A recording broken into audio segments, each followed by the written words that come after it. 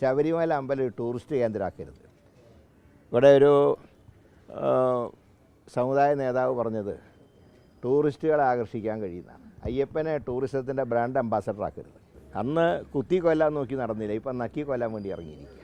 അയ്യപ്പൻ്റെ സ്വർണം മോഷ്ടിച്ചവർ നടത്തുന്ന സംഗമത്തിൽ പങ്കെടുക്കുന്നവർക്കും അതിൻ്റെ ശാപം ഏൽക്കുന്നതാണ് എൻ്റെ അഭിപ്രായം. ഞാൻ 45 കൊല്ലമായിട്ട് ശബരിമല മുടങ്ങാതെ പോകുന്നൊരു ഭക്തൻ എന്നുള്ളത് ഞാൻ പറയാം. സ്വർണ്ണപ്പാളികൾ കട്ടെടുത്തവരുടെ കൂടെ സഹകരിച്ചാൽ സഹകരിക്കുന്നവന് അതിൻ്റെ പാവം ചുമക്കേണ്ടി വരും. ഇല്ല, ഞങ്ങൾ സഹകരിക്കുന്നില്ല. ഞങ്ങൾ പരസ്യമായിട്ട് കാര്യങ്ങൾ സൂചിപ്പിച്ചുകൊണ്ട് തന്നെയാണ് സഹകരിക്കാത്തത്. മറ്റൊന്നും കൊണ്ടല്ല. ഇതിൻ്റെ ആവശ്യം എന്താണിപ്പോൾ? ഈ ഒരു സംഗമം എന്ത് ഉദ്ദേശത്തിലാണ് നടത്തുന്നത്? കാലാവധി കഴിയാൻ പോകുന്നൊരു സർക്കാർ അവസാനമാണോ ശബരിമലയുടെ വികസനത്തിനെക്കുറിച്ച് ഓർമ്മ വന്നത്?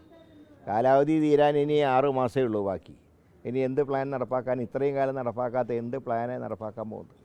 ഇവിടെ ഒരു കാര്യം മനസ്സിലാക്കേണ്ടത്, കൂടുതൽ അയ്യപ്പ ഭക്തന്മാരെ ആകർഷിക്കാൻ വേണ്ടി ഒരു സംഗമത്തിൻ്റെ ആവശ്യമൊന്നുമില്ല. ഇപ്പം തന്നെ ധാരാളം പേര് ഇന്ത്യക്കകത്തുനിന്നും പുറത്തുനിന്നും വ്രതാനുഷ്ഠാനങ്ങളോടെ വരുന്നുണ്ട്. ശബരിമല അമ്പലം ടൂറിസ്റ്റ് കേന്ദ്രമാക്കരുത്. ഇവിടെ ഒരു സമുദായ നേതാവ് പറഞ്ഞത് ടൂറിസ്റ്റുകളെ ആകർഷിക്കാൻ കഴിയുന്നതാണ്. അയ്യപ്പനെ ടൂറിസത്തിൻ്റെ ബ്രാൻഡ് അംബാസഡർ ആക്കരുത്. അവിടെ പരിശുദ്ധമായിട്ട് ദർശനം നടത്തേണ്ട ഒരു വേദിയാണ് ശബരിമല എന്ന് പറയുന്നത്. അവിടെ മുമ്പ് ആചാരാനുഷ്ഠാനങ്ങൾ ലംഘിക്കാൻ സർക്കാർ ശ്രമിച്ചു. അന്ന് സാധിക്കാത്ത കാര്യം ഇപ്പോൾ ടൂറിസത്തിൻ്റെ മറവിൽ നടപ്പാക്കാനാണ് സർക്കാർ ശ്രമിക്കുന്നത്. അന്ന് കുത്തി കൊല്ലാൻ നോക്കി നടന്നില്ല, ഇപ്പം നക്കി കൊല്ലാൻ വേണ്ടി ഇറങ്ങിയിരിക്കുക. ഇത് ഈ രാജ്യത്തെ ഭക്തജനങ്ങൾ തിരിച്ചറിയും. മാത്രമല്ല, അയ്യപ്പൻ്റെ അവിടെ കാവൽ നിൽക്കുന്നു എന്ന് സങ്കല്പിക്കുന്ന ദ്വാരപാലകന്മാരുടെ സ്വർണം പൊതിഞ്ഞ സ്വർണ്ണപ്പാളികൾ തന്ത്രിയുടെ അനുവാദം കൂടാതെ എടുത്ത് ചെന്നൈയിലേക്ക് അയച്ചു. തിരിച്ചു വന്നപ്പോൾ 4 കിലോ ആണ് കുറവ്. അപ്പോൾ അയ്യപ്പൻ്റെ സ്വർണം മോഷ്ടിച്ചവർ നടത്തുന്ന സംഗമത്തിൽ പങ്കെടുക്കുന്നവർക്കും അതിൻ്റെ ശാപം ഏൽക്കുന്നതാണ് എൻ്റെ അഭിപ്രായം. ഞാൻ 45 കൊല്ലമായിട്ട് ശബരിമല മുടങ്ങാതെ പോകുന്നൊരു ഭക്തൻ എന്നുള്ളത് ഞാൻ പറയാം. സ്വർണ്ണപ്പാളികൾ കട്ടെടുത്തവരുടെ കൂടെ സഹകരിച്ചാൽ സഹകരിക്കുന്നവന് അതിൻ്റെ പാവം ചുമക്കേണ്ടി വരും, ആരാണെങ്കിലും. അല്ല, അത് നല്ലതാണ്. അപ്പം ഞാൻ അദ്ദേഹത്തിൻ്റെ കാര്യങ്ങളെക്കുറിച്ചൊന്നും പറയുന്നില്ല. പക്ഷേ അയ്യപ്പ സംഗമത്തിൽ പങ്കെടുക്കണമെന്നാണ് SNDPയുടെ അഭിപ്രായമെങ്കിൽ അദ്ദേഹത്തിൻ്റെ മകനൊപ്പം ഉണ്ടോ? മകൻ പങ്കെടുക്കുന്നുണ്ട്. അദ്ദേഹം SNDP യോഗത്തിൻ്റെ വൈസ് പ്രസിഡൻറ്റ് കൂടിയല്ലേ.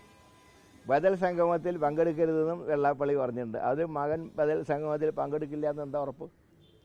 അപ്പോൾ ആദ്യം ഈ സഭയിലെ അംഗങ്ങളെ ഉപദേശിച്ചിട്ട് പോരെ ഞങ്ങളെ ഉപദേശിക്കാം. അത്രേ പറഞ്ഞു.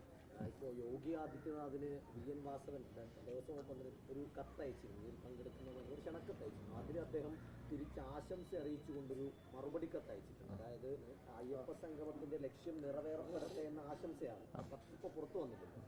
അല്ല, യോഗി ആദിത്യനാഥിൻ്റെ കാര്യം ഞങ്ങൾക്ക് അന്വേഷിക്കേണ്ട കാര്യമില്ലല്ലോ.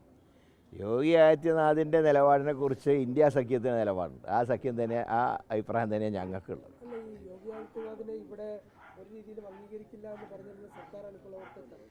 അല്ല, അത് ആരും പറഞ്ഞ് അംഗീകരിക്കുന്നില്ല. ഇത് രഹസ്യബാന്ധവുണ്ടല്ലോ. അതല്ലേ ഗവർണർ പറഞ്ഞത്, എൻ്റെ സഹോദരനാണ് മുഖ്യമന്ത്രി. അതിൽ തന്നെ എല്ലാം അടങ്ങിയിട്ടുണ്ട്. ആ സഹോദര ബന്ധം പഞ്ചായത്തിലും അസംബ്ലിയിലൊക്കെ കാണാം. ആ സഹോദര ബന്ധം അത് ഞങ്ങൾ തുറന്ന് കാണിച്ചുകൊണ്ട് തന്നെയാണ് പ്രചരണം നടത്താൻ പോകുന്നത്. അല്ല, അതിൽ വളരെയധികം ആശങ്കകളുണ്ട്. കാരണം ഈ വോട്ടർ പട്ടിക പരിഷ്കരണത്തിൻ്റെ പേരിൽ വിദേശ രാജ്യങ്ങളിൽ ജോലിയെടുക്കുകയും എന്നാൽ ഇലക്ഷൻ കാലത്ത് കൃത്യമായി നമ്മുടെ നാട്ടിൽ വന്ന് വോട്ട് ചെയ്യുകയും ചെയ്യുന്ന ഗൾഫിലുള്ള വോട്ടർമാരെ പോലും നീക്കം ചെയ്യാനുള്ള ഒരു ഗൂഢശ്രമമാണോ എന്ന് ഞങ്ങൾ സംശയിക്കുന്നുണ്ട്.